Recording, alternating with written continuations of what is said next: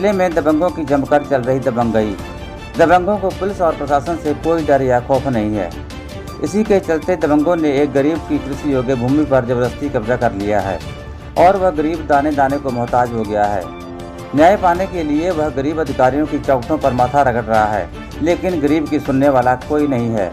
जी हाँ, हम बात कर रहे हैं पीलीभीत जनपद की तहसील पूरनपुर क्षेत्र के अंतर्गत ट्रांस हादरा क्षेत्र के ग्राम अशोकनगर की, जहां के निवासी विश्वनाथ पुत्र राम रोसे ने आप तक पीलीभीत न्यूज चैनल को जानकारी देते हुए बताया कि कुछ वर्षों पूर्व हमने किसी मजबूरीवश अपनी ज़मीन को उसी गांव के निवासी इंद्रजीत पुत्र सूर्यबली को ठेके पर कुछ समय के लिए दी थी, लेकिन समय पूरा होने के बाद जब मैंने अपनी भूमि को इंद्रजीत से छोड़ने के लिए कहा तो उन्होंने ज़मीन छोड़ने से इनकार कर दिया।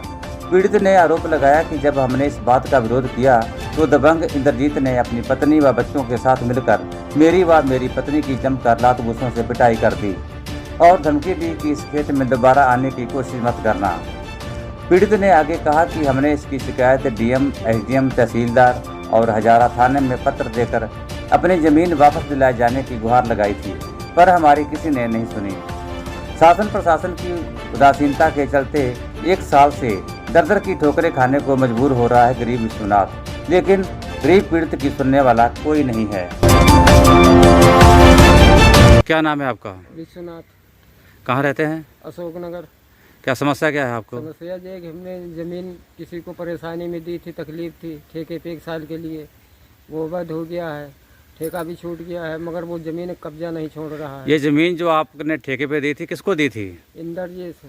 ये कहाँ के निवासी हैं? अशोकनगर का। पिता का नाम सूर्यबली। अच्छा, फिर उसके बाद में हम लोग ठेका यहाँ 2 चक्कर थाने पर भी सुलहनामा हो चुका है।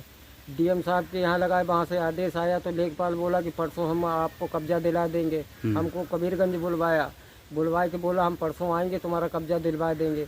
लेखपाल ने उधर से पैसा खा लिया। आज साल भर होने जा रहा, लेखपाल धातगिरी पढ़ा रहा है और वो उनका खास मित्र है, रिश्तेदार है, इसलिए वो उनकी मदद ज़्यादा कर रहा है। हम गरीब आदमी, हमारी कोई सुनवाई नहीं हो रही है।